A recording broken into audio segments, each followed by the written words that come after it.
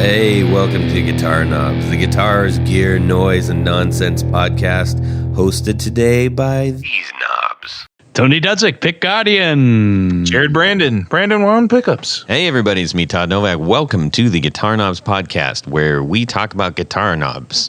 Not just guitar knobs, where we talk about guitars on this podcast. So anyway, yeah, alrighty. We talk about more than guitars, though, don't we? Oh yeah, all kinds of stuff. Like what, Tony?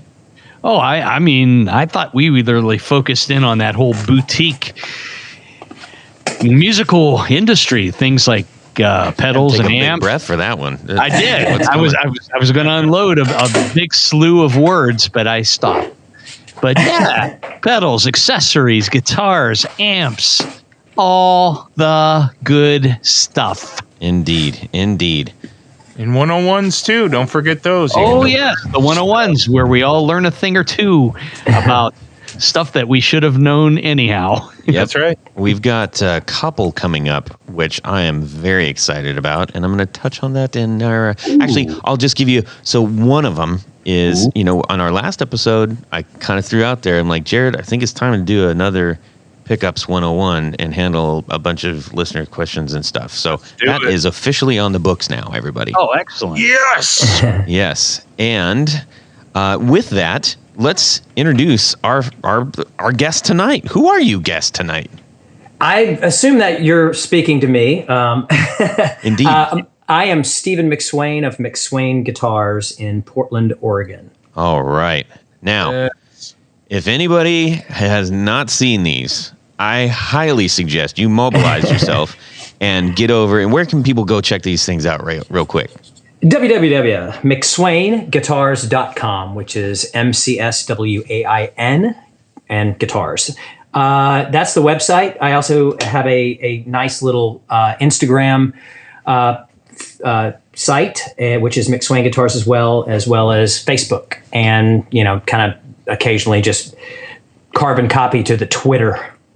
Are you only through dealer? Do you sell direct? How does this work out?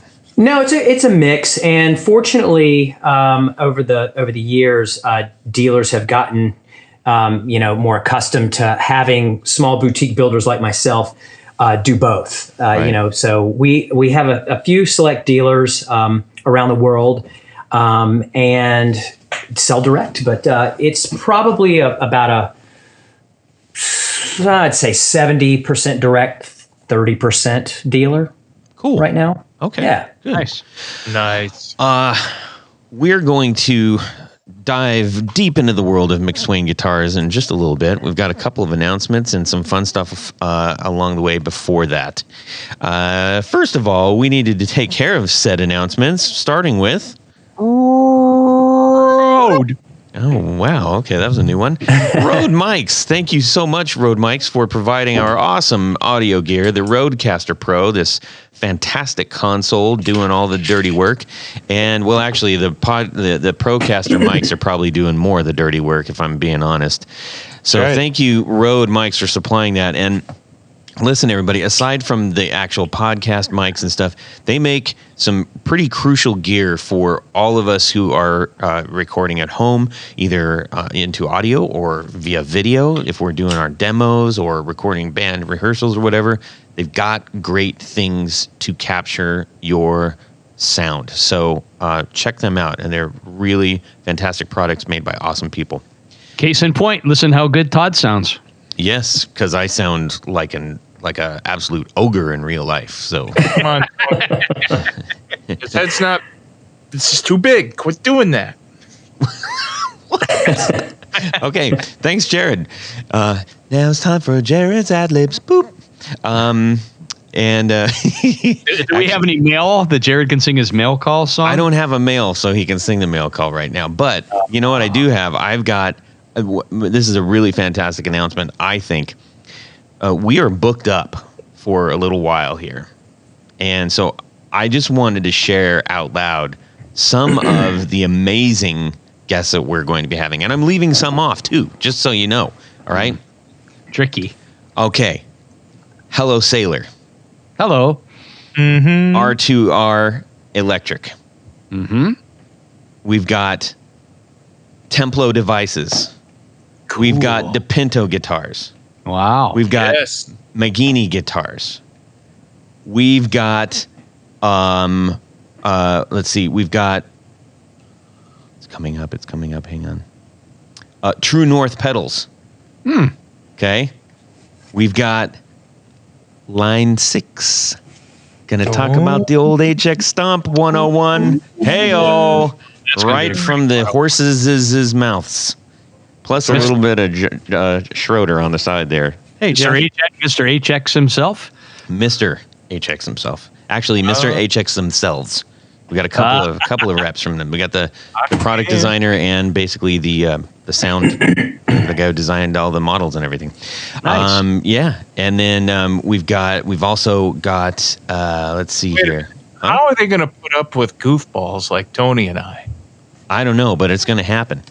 We got very good Ampco coming up, and so that's just some of the things coming. That's taken us all the way into.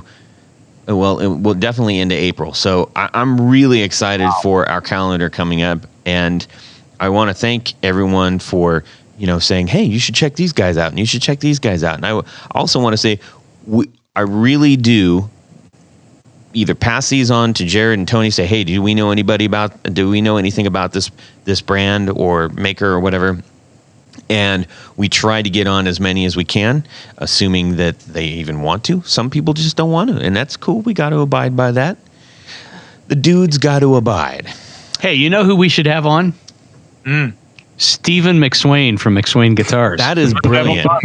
I'm going to send him a letter and see if we can get it.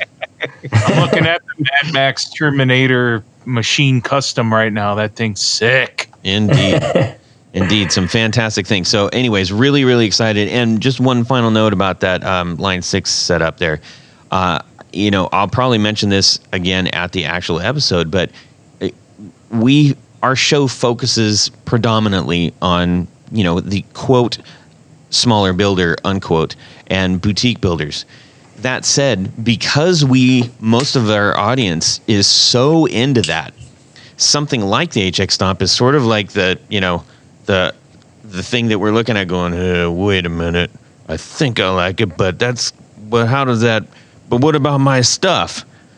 And that's what we're going to address. And we had such great response back from the few mentions, when Jeff mentioned it, when Drew Fabi mentioned it, when Eric Merrow mentioned it. And I was really surprised by the response we got back.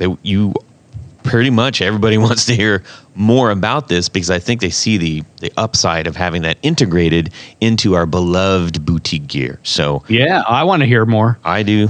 It's going to happen. All right, everybody, let's find out what's going on in our music world this week. We're going to kick it off with Tony Baloney, and then we're going to check out what our friend Stephan McSwain is doing.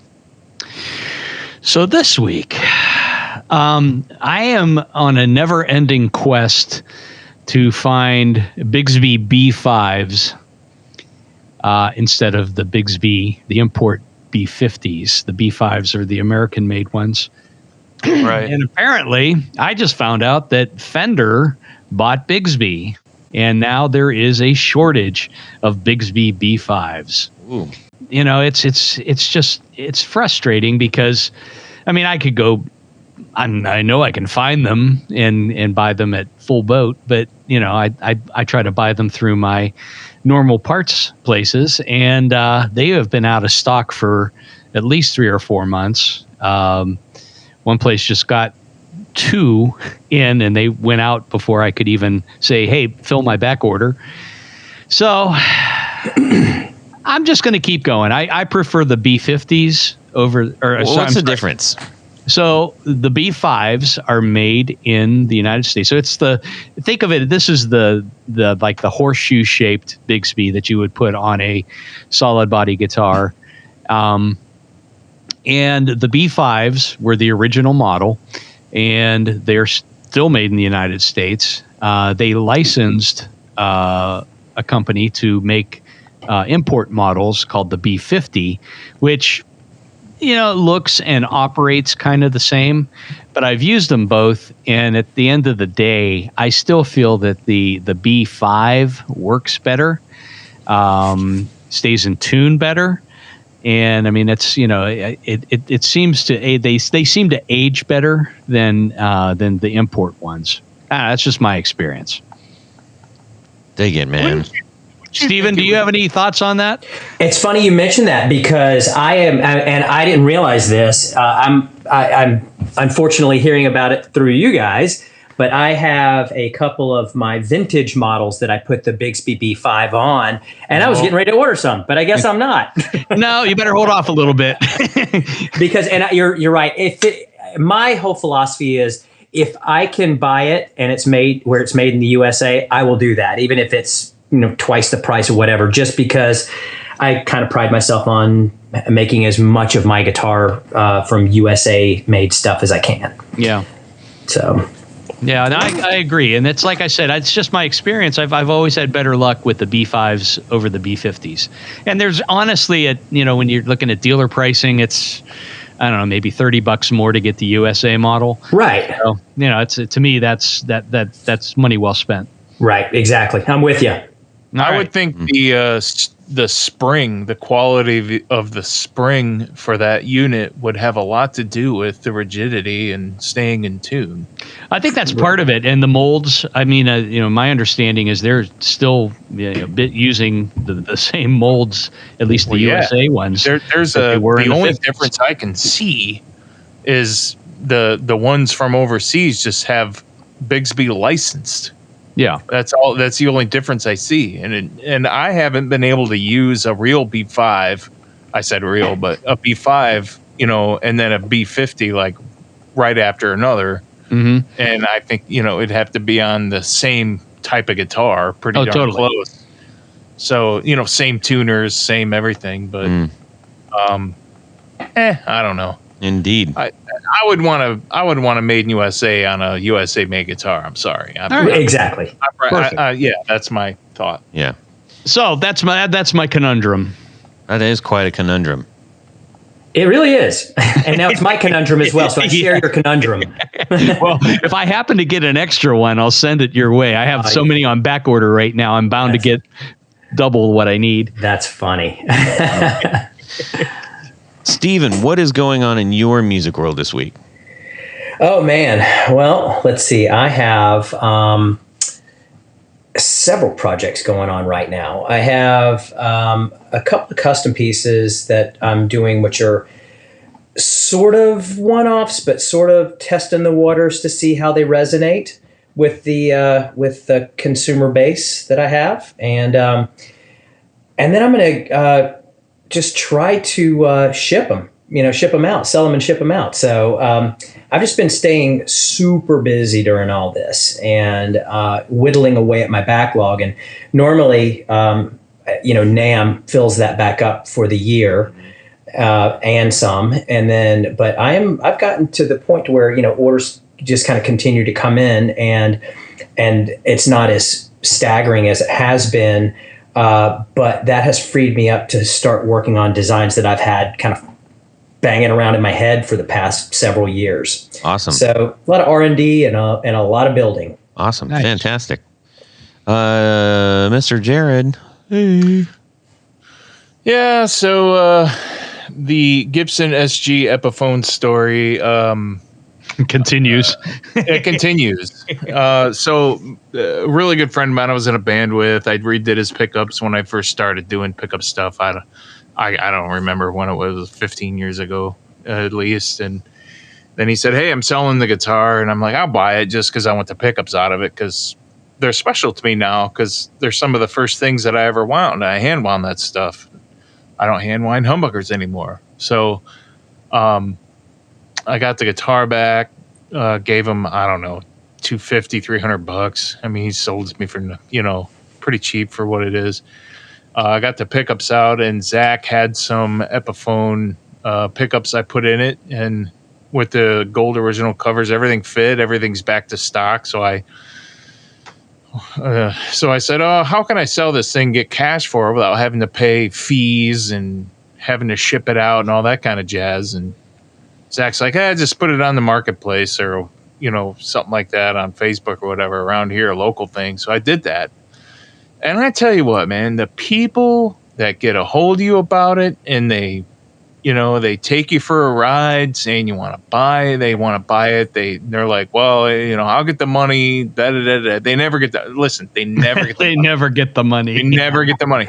And out of 30 people that contact you about it, one person is going to shine through and show up with a big wad of cash. And that happened today.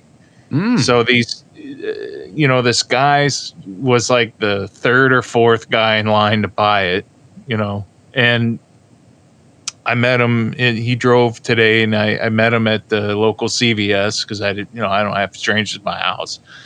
And he gave me a big giant wad of cash, and I gave him the guitar. And I said, where did you drive from? And he's like, Indiana. I'm like, what? You drove all the way to Indiana to get this thing? And I'm like, I'm not even going to count the money.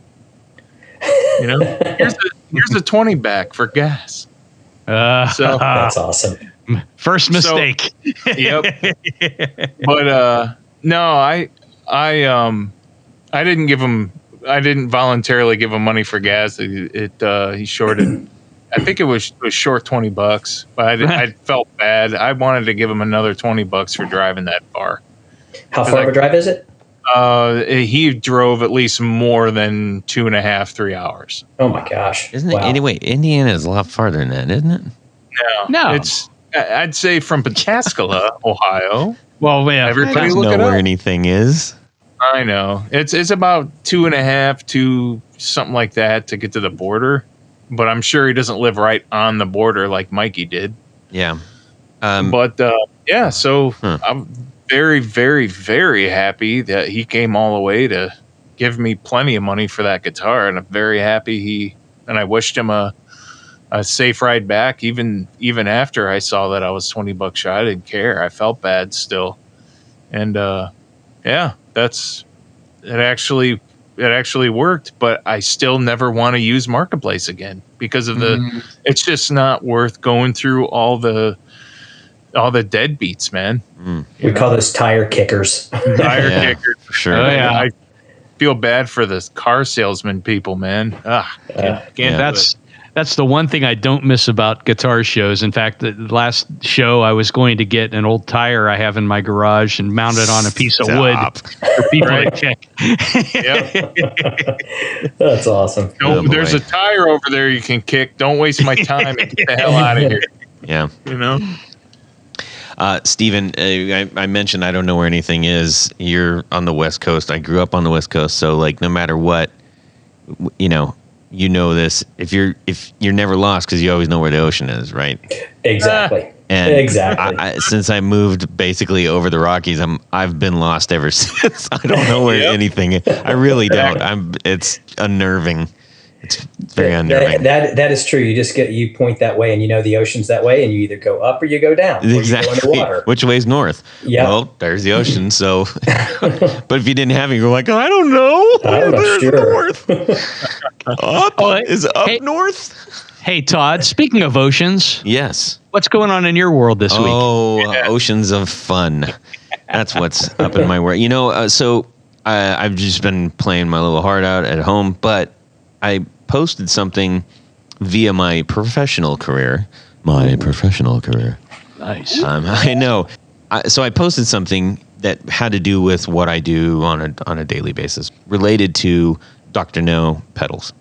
I brought in a bunch of pedals from Dr. No to share with my creative team. I'm creative director by trade, and so I brought them in. I was like, I think they'd really like these because most people, maybe and if you don't know, go check out this. Go check out the Dr. No stuff. But he's made his mark by going above and beyond what pedal production looks like, and the packaging and the stories that go with it, and all that stuff. The Moon Canyon was out of control.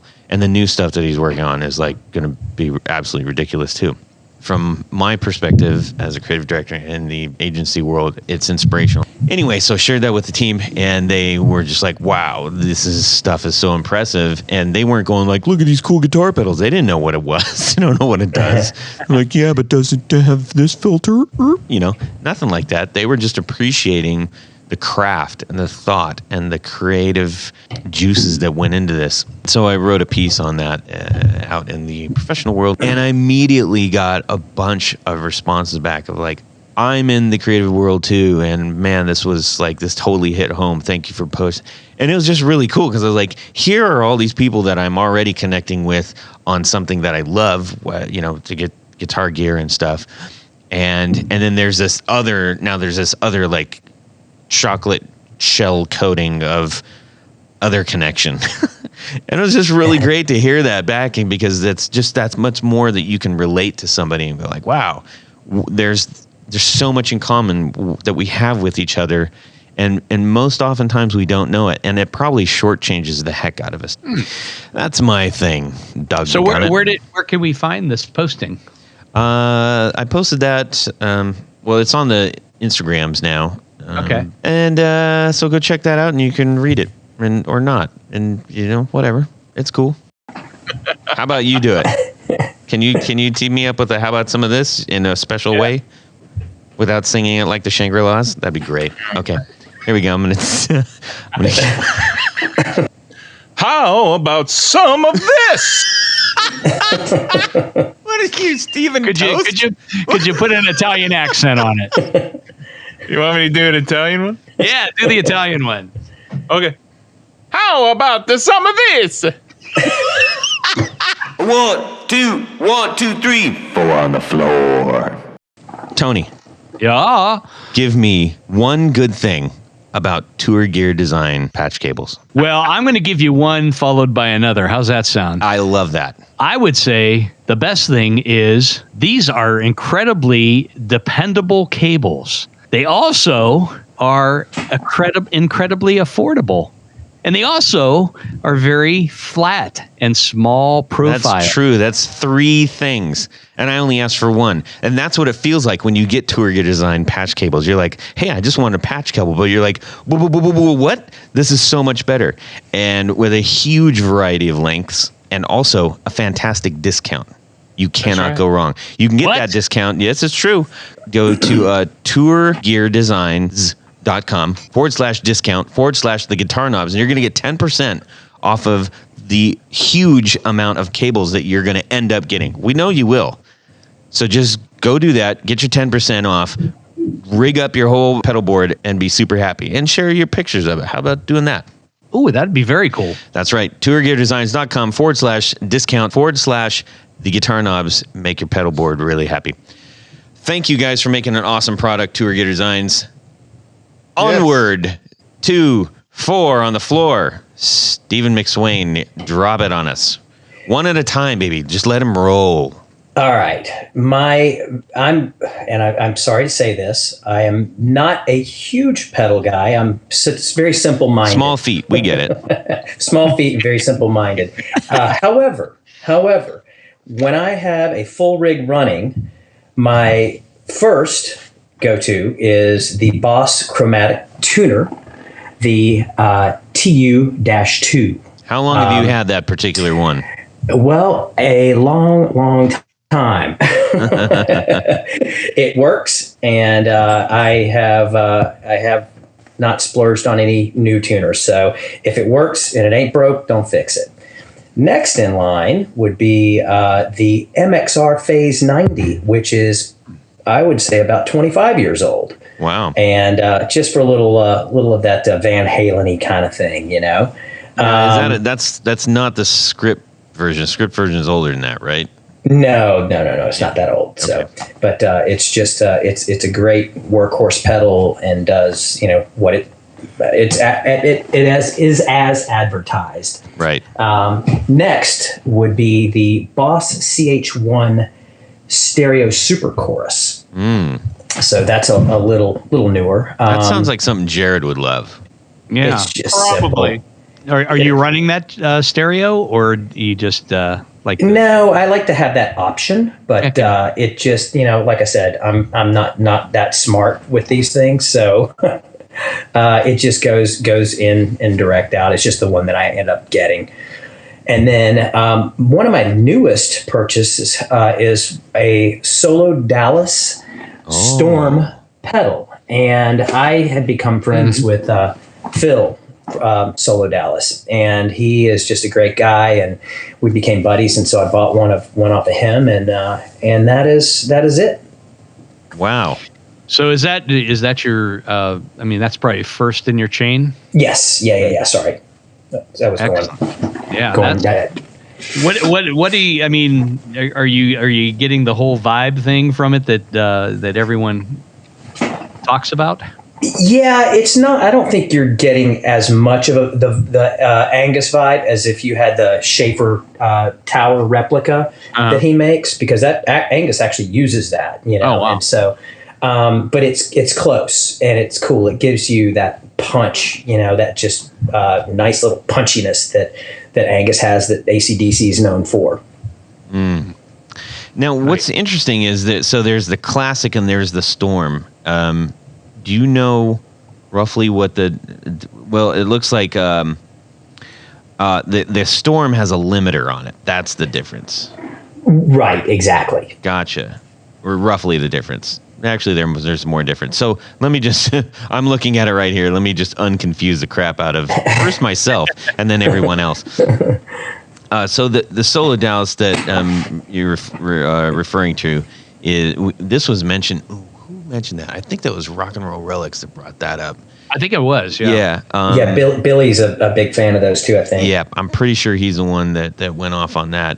And then there's the Schaefer replica, which it's basically just an input and output. So it's the pedal version, you know, kind of squashed version of the tower. And we're saying the tower because it looks like a little, you know, it's a stand up, you know, like an amp top kind of thing. Right. The Schaefer replica / Storm has gain, boost, and a limiter on it, which is... That's actually pretty sweet.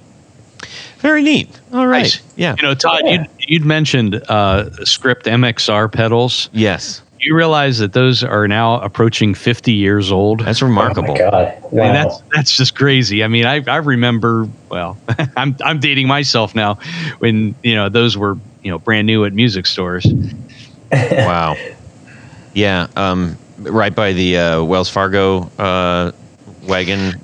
Yeah, the Wells Fargo wagon. They used to bring them in. Oh, please let it be for me. Every time I hear that, I start singing that. Oh, man. Isn't it great? No, boy, did we just turn into a bunch of nerds talking about the Music Man. Okay. Old fuddy-duds. Right here in River City. I love that show. Are you kidding me? Oh, man. Begins with T, that rhymes with P. All right, it's not enough. You're going to get us all excited, and then we're going to start singing Music Man. There's guys going, show tunes, what? Shaw. Anyways. Oh, man. Well, cool, man. That's a. Oh, I wanted to say comparatively, the reason that we're like kind of oogling over this Dallas Storm is that it's $200 versus $1,200 for the precisely for the tower. So it's a much more affordable way to rock your socks off. So go out and check that out. solodallas.com. Exactly. All right, everybody, we're going to check out the wonderful world of McSwain Guitars. Now, if you think you've seen guitars, you're about to venture into another arm of the Smithsonian world of guitars, so to speak, because these are pretty fantastic. These are very much works of art in the more deliberate sense. I'm not just speaking metaphorically. Like, these are, stop. Well, I mean, you know, there's a guitar and then there's everything that you're doing to it, and that's really where the heavy duty artwork comes in. So, very excited to talk about these because they're just different and awesome and fun. Well, thanks, Guy. Yeah. So people can go to McSwain Guitars, McSwain Guitars.com and check these out, or check them out on Instagram. Just type all that stuff in. I'm sure you'll find it. Now, one has to question, what on earth possessed you to say, you know what the world needs is another guitar. is another guitar. I suspect you had you got some deep kind of like, I would like maybe automotive or something like that, like background to yourself. How do you get into this? Oh God. Well, Kiss was the gateway drug. That got me started. The Kiss Alive 2 album with the little rub-on water tattoos, water decal tattoos. Sure. That kind of started it all. I just, I've never had any kind of automotive or anything like that background. Of course, I always have dug cars and hot rods and things, but I think that I came from a very artistic and musical family. And so, Dremel tools and X-Acto knives when I was a kid and, carving and things, but never really did anything. And then came rock and roll. And so, I'd always obsessed over guitars. And the very first guitar that I was given, which I thought was just complete nerdsville, was a 1943 Martin 0018 that belonged to my uncle. And my dad bought it off of him. And the neck had separated from the body, so he had it fixed. And I wanted, like a Jackson Soloist or a Strat or a Kramer or something like that. It was cool, but this was just not cool at all. But now I look at it hanging on my wall and I'm happy that's where it started. So yeah, I just became obsessed with, music and what guys were playing, and that just lit the fire. And I wanted to learn everything I could about guitars, and just bought books and magazines and looked at all the pictures and cut them out and hung them in my locker and on my bedroom wall. And it wasn't until after college that I actually attempted to build one. So that was sort of the early years of my love affair with guitars. Right on.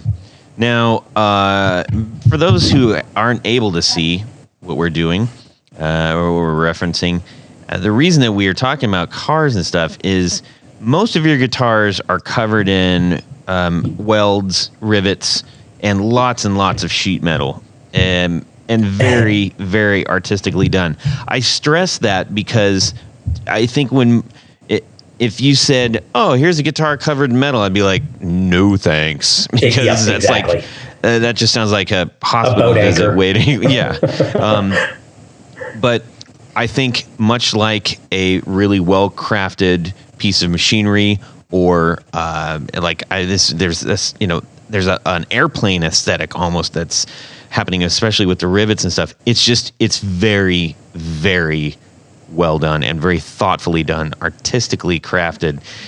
Okay, so the first thing I remember when I first saw your guitars was like, oh, it's like American Pickers meets guitars. Now, I say that not I'm not trying to like diminish it down into it's just this.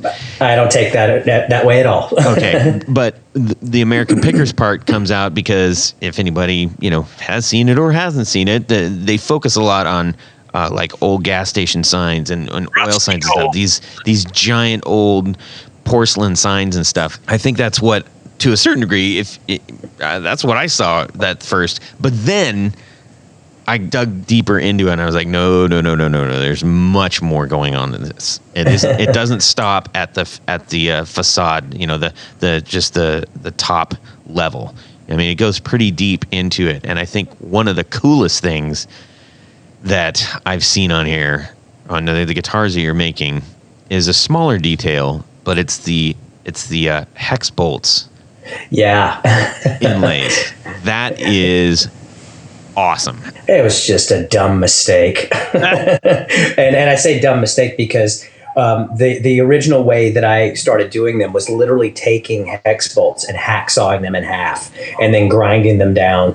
So I just, with the like you're saying, kind of the along the lines of an American Pickers thing, I would find these really badass old 2-gallon oil cans from like the 40s, 30s, 40s, 50s that had these just old school graphics on them that are just, I guess they had a bunch of different refineries back then that would mom and pop kind of smaller that, got gobbled up by the bigger ones. But the graphics were always so cool. And I saw this one that was Stay Cool, STACOOL. And it's just, I'm like, oh, that's got to go on a guitar. And I'd already been doing some, metal top guitars that are the aluminum with the airplane gauges, that kind of thing. But I decided that, that aesthetic was something that I wanted to keep subtle enough. I know subtle shouldn't even be in my vocabulary, but have these little extra add-ons, and then for fret markers, I was like, oh, hex bolts, absolutely. So that's where that came from. It's just garage industrial, and like the little screw side dots also. Right. Just little things, lug nuts, actual lug nuts for volume and tone knobs. Things like that. So and since I've started doing more of these, I don't actually hacksaw the hex bolts in half, or I would have a second and third job. So I have probably them minus a few fingers too. Exactly. I have them laser cut out of aluminum, and then just inlay them in the fretboards. That's super cool. I really dig that a lot. Thanks, man. I love British music. I don't know what it is, but it seems like British music, British TV. I'm just, for whatever reason, I'm really drawn to that stuff. And I see the Union Jack guitar, which one of my favorite guitars of all time is Noel Gallagher's Union Jack, the Epiphone. Yep, the 335. Oh my gosh. Yeah. But this one, pretty sure needs to be owned by Vivian Campbell of Def Leppard, because this is screaming that.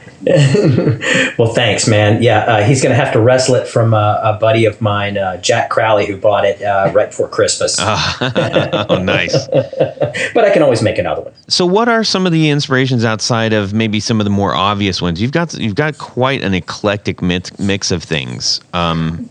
Is there... Well, to me, it's like I love the metal stuff is what I, that's kind of mainly what people, if they know my guitars, they know them for. It's aircraft aluminum, which is thin and adds virtually zero weight to the guitar. Most of the guitars average 7 to 8 pounds, and they look like they would weigh 25 pounds. But I wanted to kind of have something that would appeal to the other people who didn't necessarily want that industrial look or the gas can look. And so I started doing some more traditional styles, which, I didn't get too creative with the one with the flame top or the quilt top. I called it the vintage, which is kind of silly, but it's aged, it's nitrocellulose, checked lacquering, and so has a nice worn feel to it. Some of the other things, like when I first started, you were referencing the car guitars. I started carving. The very first one I did went to Steve Vai, and it was a bought Warmoth body that I carved these faces into. And then Alice in Chains bought a couple, and those were carved and had designs carved into those. And then I kind of evolved into the metal thing, and then I evolved into more of the traditional style. And, then one of the kind of the more recent ones, when I say more recent, I think it goes back to 2007, was the Fear and Loathing in Las Vegas line that I did in collaboration or licensed the prints from Ralph Steadman, who illustrated all of Hunter S. Thompson's books. And, notably the first one of those went to Slash, who has remained a very, very good friend and has supported my business for years. So that was a different style where I laminated artwork to the guitar and pages from the original 1970s paperback to the back of it. So, so there's it just, and kind of whatever strikes my fancy. It's like, there's no rules for me, as long as it is an amazing playing and amazing sounding guitar. You can kind of go any direction. Like with the car guitar, it was not the most comfortable guitar to play, but it sounded killer. Like one of my favorite memories of that one was George Lynch coming over to my house when I was in Los Angeles. And he's like, man, he goes, I knew your guitars looked really cool, but I didn't know they would play good. I was like, thanks, I think. So, which is awesome. George used to come over and I would help him with some of the painting and carving of his Mr. Scary Bones guitars when I was there. So some of the details on the builds that you're creating are so imaginative. Thanks. You touched on something which is like there's a fine line between clever and stupid. it's one thing to say, wow, these took so much imagination, but it's like, well, do I want to play with it? Is it functionally, and you can tell by looking at some of these is like the function's been thought of as well. It isn't just, wow, this is wacky or this has never been done. Really thoughtful stuff. Thanks. Well, like I always say, first and foremost, it has to, if you're going to charge the prices that I do, it absolutely has to play flawlessly and sound so unique and cool. And there can't be any room to chance that kind of stuff where it didn't feel right. Right. Each one of these would just be a whole world of new, like, oh my gosh, how am I going to do this? But is there one thing in particular that you've done you're like, I don't know if I can actually do this? Oh, yeah. Oh, just recently. Probably in 2006, 2007, I did two guitars that my wife had seen a documentary on how the Statue of Liberty was built. And it's by a process called repoussé, where you make a wooden form, like a mold. And I don't know if you've ever visited the Statue of Liberty, but in the base of the statue, they have a museum with some of these forms and what they actually form the copper into. So it's a reverse mold where you hammer. Repoussé is French for to hammer or to beat, and you hammer this metal into this form. And so I had made these two. I made one out of copper and one out of aluminum, and it was a hot rod flame design. So it was a three-dimensional flame on the top of the guitar, yet it was a contoured carved top. So it was arched. So I'm like, how in the hell am I going to do this? So I actually carved the wooden mold and then hammered this into it and made these guitars and sort of stumbled onto it. Well, recently, this past year, a client who I've become friends with, he had seen one of those two guitars, the aluminum one, on Reverb being sold, and he got it, and it was way too distressed for him. Had the screws and was really just distressed looking, and he wanted it more clean. Mm-hmm. So he said, "How about would you do this?" And I'm like, I don't know. I was like, of course, my the financial brain kicks in. Is like, absolutely, So so I. Back then I was doing 25.5-inch Fender scale guitars, and now everything is a Gibson scale or a 24 5/8 scale. So the flame placement was slightly different and didn't quite fit exactly like I wanted. So I went back, and this has been 13, 14 years since I've done this, and I'm like, how did I do this? So right out of college, I had a job working for a steel company, and I learned a lot about properties of steel, and there's processes that you can harden steel. I knew you didn't just fall into this. So you can either anneal or which is you heat the metal up and it softens it up, and it kind of changes the molecular structure. And so I did this to the aluminum, and I started with one sheet and then pierced through it. I was like, well, shit, I've already got a couple hours into this. So I started over, pierced through that one, started over finally on the fifth sheet. Of course, my wife, who is the smart one out of the duo, she's like, why don't you use a thicker piece? And I was like, yeah, that's probably the smartest thing to do. So I annealed it. I took a torch and heated it up, and then just went to it. But distressing is fairly easy to do.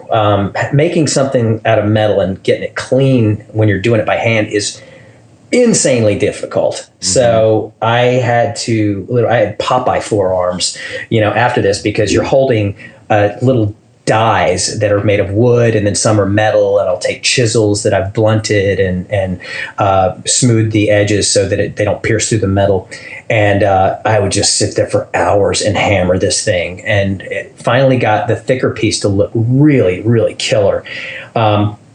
And once it was ready, then I had to engineer and figure out how to get this onto the top of the guitar, which is a traditional wood guitar. All of the guitars are either tone chambered or solid mahogany with a three-piece set neck.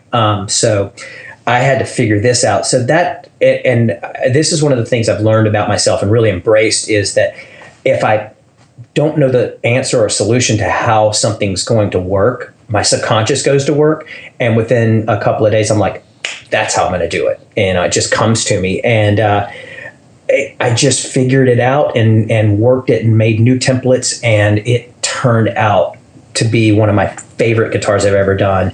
He wanted a real clean paint job. So I went to my local automotive paint store and got this, you know how you see the Rolls Royces and different kind of cars that have that matte black finish. Yes. And it just looks so sexy. And so they sell this particular type of paint. And, like I said, distressing things are easy. You spray a clear coat and then you just beat the hell out of it.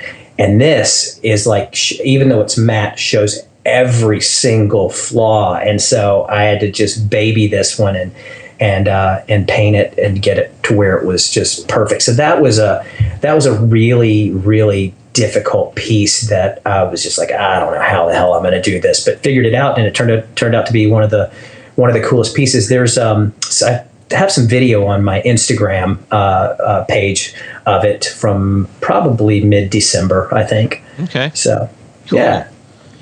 Well, Could we go ahead, Tony. Oh, thank you. I wanted to talk a little bit about your necks, and specifically the McSwain tone layer. Yeah. Well, am I right? There's an actual, almost like a U-shaped channel or a C-shaped channel that sits underneath the fretboard.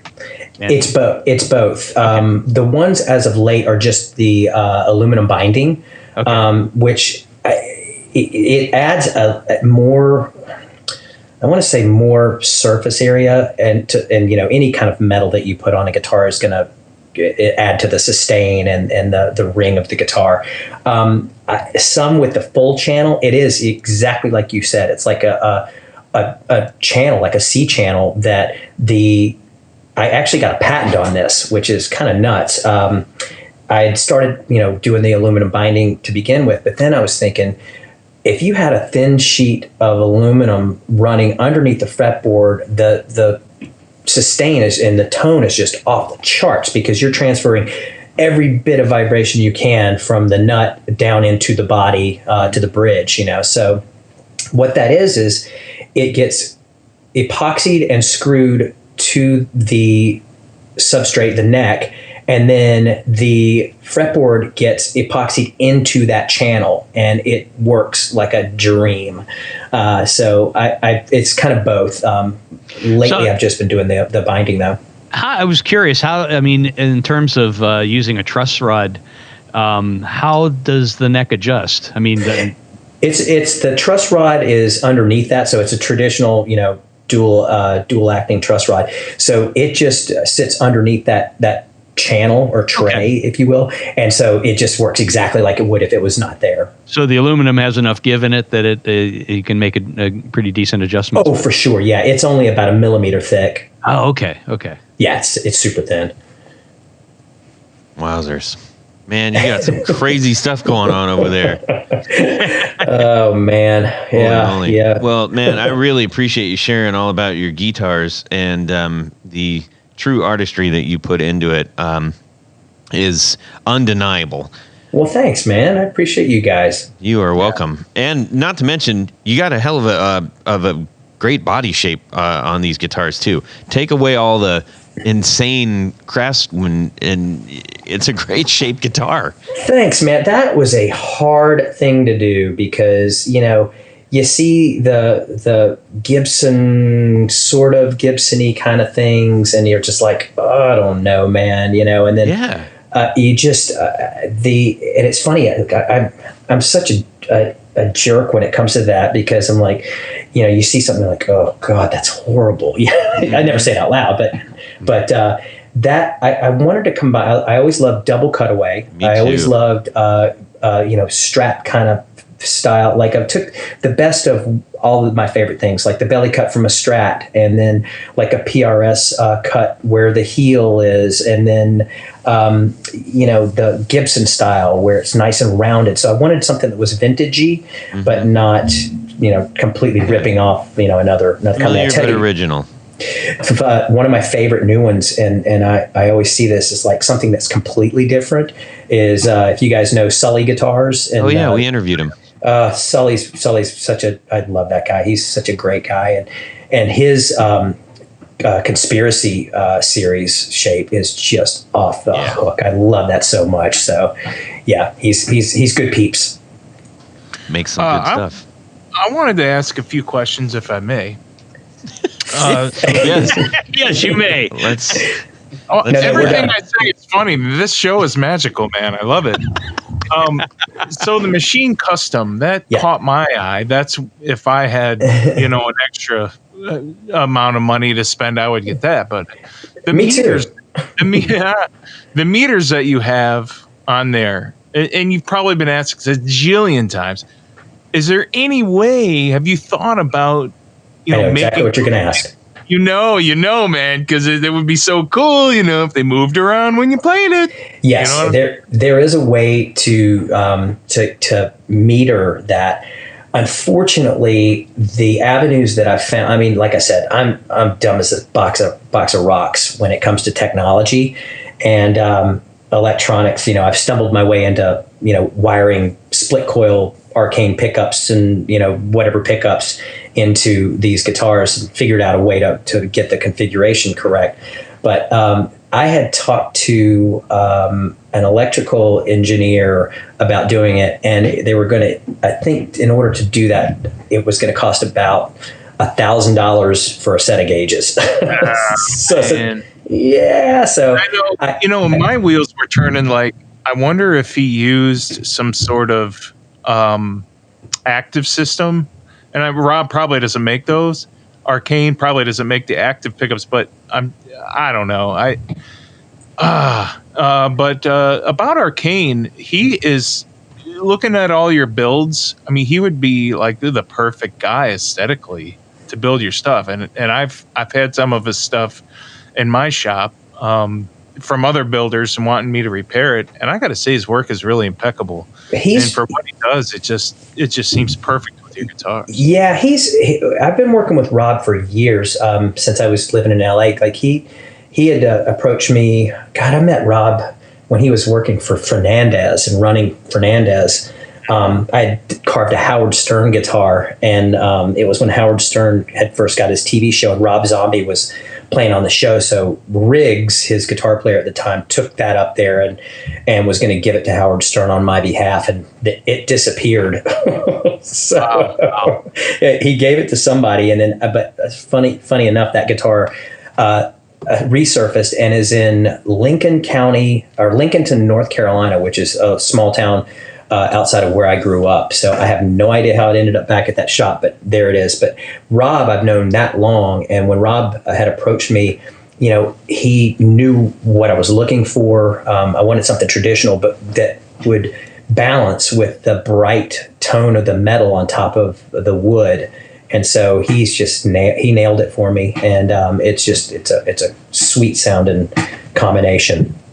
That's awesome. But I tell you what, if you guys can figure out a way to get these meters to register some output, I'm all ears.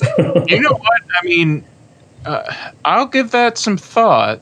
I mean, I'm sure if an electrical engineer couldn't figure it out, I don't know why dumb old me could. But think about it. We have a really good pickup winders community. I'm sure there's some guys with the right backgrounds that might be able to figure that out. And I'll let you know. I would put a contact piezo with a preamp that would pick up those vibrations, and it could drive the VU meters. Oh my gosh, Ooh. Tony Baloney, you're so smart. There it is. If I was doing it. We all understand that Stephen probably doesn't have time to do all that stuff, so yeah, well, I'll trade you that idea for one of the machine customs. Yeah, perfect. You heard it here first, folks. Cool. Let's see here. We are going to shuffle on down to Jaredville. Ladies and gentlemen, we've come to the point of the program where it's time to play a little game. And the game is called Would You Rather? This week's Would You Rather is brought to us by our old pal, John Esterly. And this is what he came up with. And of course, he had to have this sentence included. So you're walking down the street with your guitar and you trip. Oh, man. Oh, no. Dreadful. When the guitar lands, the body and the neck are fine. But all the hardware broke off. Fortunately, this happened right in front of the guitar shop, and they have parts to fix it, but they have a set of parts. The bridge, tailpiece / trim, tuners, and knobs, all matches. So all that stuff matches. But it's not exactly what you'd normally want. Or they have individual pieces that are exactly what you want, but they don't match. So your guitar is going to look pieced together like a Franken guitar. You're on the way to the gig and you can't be late. So you need to choose between those two options. I see. So you got something that looks like it's for your guitar, but it's not exactly the pieces you want. Or it's the pieces you want, but it doesn't look anything like what's supposed to be on your guitar. Kind of like if you want an ABR bridge, but the only thing they have is a harmonica bridge, the big giant rectangular monstrosity. That was very Not specific. The harmonica bridge. Well, that's what he means. Anyway, Why do you hate harmonicas so much, Jared? Yes. They don't belong on the bridge part of the guitar. Right. Anyways, okay, so Tony Baloney, you're going to kick it off. We're going to swing over to Jared and check in with Stephen, and then I'll round it up. All right. This is pretty easy. I mean, honestly, if the componentry is what I want and what I'm used to and what fits the guitar right, if it doesn't match, if it's, some chrome, some nickel, some gold, some, black, whatever, I can live with that. I mean, but because I know that it'll set up right and it'll fit properly. So that's the way I'm going. Okie dokie. Jared. I'm going to go the mismatch way because I would rather have functionality than aesthetics at the end of the day. I mean, the last show I played, it was a 1979 natural Les Paul, just looked roached out. It looked like orange and icky and whatever, and I didn't care because of the way it feels and plays. It does what I need it to do, and that's where I'm at. I like that a 40-plus gentleman can say icky, and it's okay. It's okay. That's right. That's what we expect. It was icky. Steven, go ahead. I'm going to go with the unmatched parts because, as you guys said, as long as it all fits and then is what I'm used to, nobody's going to notice in the crowd because I'm going to dazzle them with my stage moves. Perfect. Ooh, right. Stage moves. Wear a big diamond ring so everybody looks at that. Yeah. Nice. I'm How about definitely. you, Todd? Thank you, Tony. I'm definitely going mismatched. I mean, I've purposely done that to several of my guitars. So I like, I don't need everything all super matchy. I think it's fun to put your own stylings on it, anyways. So Yeah. John, nice try, buddy, but you got a unanimous no to the gotta have it matched business. I wonder what John would do. Yeah, I think he would I don't know. That's a good question. He'd probably go our route, I think. I imagine.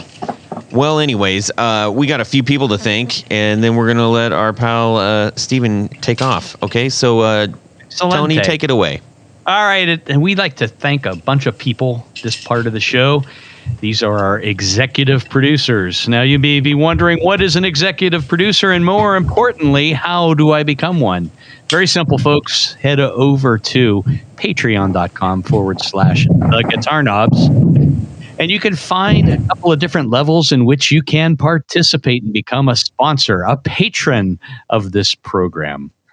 All of these levels include things like barefoot buttons, T-shirts, and stickers, picks, and keychains, and oh my goodness, the list goes on and on and on. It's an amazing conglomeration of fun stuff.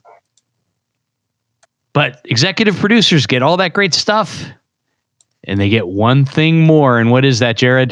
To have your name read on the thing. Name read on the thing. That's what I'm going to do right now. So a special thanks to these executive producers, Mr. Tom Barazin, Martin Cliff, John Daly, Chris Carney, Darren Gregory, Doug Christ, Michael Van Zant, Ken Sayers, Brian Robison, Michael Senchuk, Stefan Lamb, Johnny Knowles, Anthony Lathrop, John Anglin, Tyler Bray, Brad Partridge, Chris Heidel, John Esterly, Hey-o. Doug Gann, Justin Jones, Brett Alexander, James White, Matt Hart, Liam Martin, James Pennington, Richard Kendall, Tig Harmon, John Williams, Michael DeLucio, John Jackson, Jason Roush, David Rando, Douglas King, Gary Cooper, and Rob Saxby. Right on. Well, wait. There's All a right. level ever so slightly higher. Well, actually, quite a bit higher. Mm-hmm. The Penthouse Suite, please. These are our grand poobahs. They get to wear a special fez every time they listen to the podcast. And of course, we provide the special fez, which reminds me, I need to order some more fezzes. That's right. Put that on my list. So special thanks to these grand poobahs, Mr. Corey Nigro, David Kaminga, Cody Lane, Cody Foster, Sean S., Tommy Manasco, Mark Garton, Adam Johnson, Steve Keys, Tim Nowak, Tyler Rhines, and Jonathan Jerusik. And rumor has it, this week we have an honorary grand poobah. Who is that? It's Emmett Francis Jerusik, born on January 30th, All right. 2021. Congratulations, Jonathan Jerusik. We have to get a baby fez now. That's right. That's actually pretty dang cute. Little monkey fez, one of those. Yeah. The baby can sit on Jonathan's shoulder and Yeah. tap the cymbals. Oh boy. Well, yes. Congratulations to our good friend Jonathan Jerusik on number 4, as rumor has it, and well done, Mr. Man, and welcome to the little baby there. All right, Stephen. Yes, sir. Thank you so much for joining our show tonight. Thank you so much for having me, gentlemen. It's been a pleasure and an honor. This was quite an enjoying conversation. Good. So Excellent. Tell everybody where they can go check out your stuff just one more time for us. You can go to www.McSwainGuitars.com, which is MCSWAIN Guitars. We're on the Instagram, also McSwain Guitars, and on the Facebook, McSwain Guitars. Awesome. And feel free to email or give us a shout. And I always answer my emails and phone calls and stuff like that. And love to hear from you. Great. Tony? Well, say you need a custom pickguard. You're doing something special. You're changing out pickups. You're doing all kinds of crazy stuff. Go over to pickguardian.com. Check out some of my wares. You can order some things right there online, but a lot of what I do, almost most of what I do, is custom. So get a hold of me via email. Let me know what you need. I will take good care of you. Great. Jared? That's right. If you need a pickup that's new, but you want it to look old for your old guitar, I can do that. Repair old pickups to restore your old guitar, whatever you want there. I do a nice little quick show about the restoration of pickups called Rewind Time with Brandon Wan Pickups, and it's about time to drop another episode. Yes. Excellent. Yes, it is. Go to BrandonWanPickups.com. You also make new pickups too, so. That look new. Yes. Yep. So any of that's boring, but any of that. Yes. Let me know what I can do for you. Please contact me. I'm on Instagram showing off crazy weird stuff anyways. Right on. You can send me an email, Todd at theguitarknobs.com, or you can DM me on Instagram at guitarknobs. Send us something. I'll share it with the boys here. And if we've got an answer to one of your questions, we will gladly provide that. Also, please send in your Would You Rathers. We love getting them, and they're super fun. So do that. Stop holding back, people. All right. One final farewell to Stephan McSwain of McSwain Guitars, and have a great guitar week, and subscribe! Thank you. Robots will replace us. That's it. That's right. They already have. I just bought a very expensive snowblower. My old snowblower, I'm done with it, man. Why do you need a snowblower? You've got like a driveway with a truck in it. Because I want a clean driveway and clean sidewalks at all times. Tony and Maloney. Jared, can you hear me? It's Clem Fandango, Jared. Can you say this like more like this? Yes, I can hear you, Clem Fandango. I have a snowblower called a shovel. Hey, hold up a second before you. I gotta use the bathroom. It's a good thing that thing doesn't activate when he barks. They would finish it up. Yeah. They would just eat the whole box full or whatever it is, a little tank full of treats. Unless it was a little boxing glove that came out. Oh, I know. Yeah, no more treats. That would teach him. Yeah, that's awesome. Yeah. I don't know if I could just give you one. Do I have to limit it to one? Wow. The shortened version of this is not working out. So I got to back that up and do that whole delivery over again. Golly sakes! All right, I can do it. Buddy. I can do it. I was all hopped up on Music Man. I guess I'm glad one of us is sober at the Tony, wheel. you always got my back. Thank you. I appreciate that. Here we go. I'll take a drink. Yeah. Okay. Yeah, I know it's funny, but let me use the bathroom. I'll be right back. Could you take your mic with you? I know it's funny. I have a snowblower called the Sun.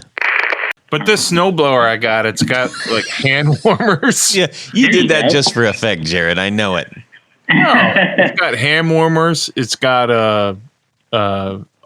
it turns like a power steering. Oh, this is your new one, you mean? Yeah. You know your driveway's a square.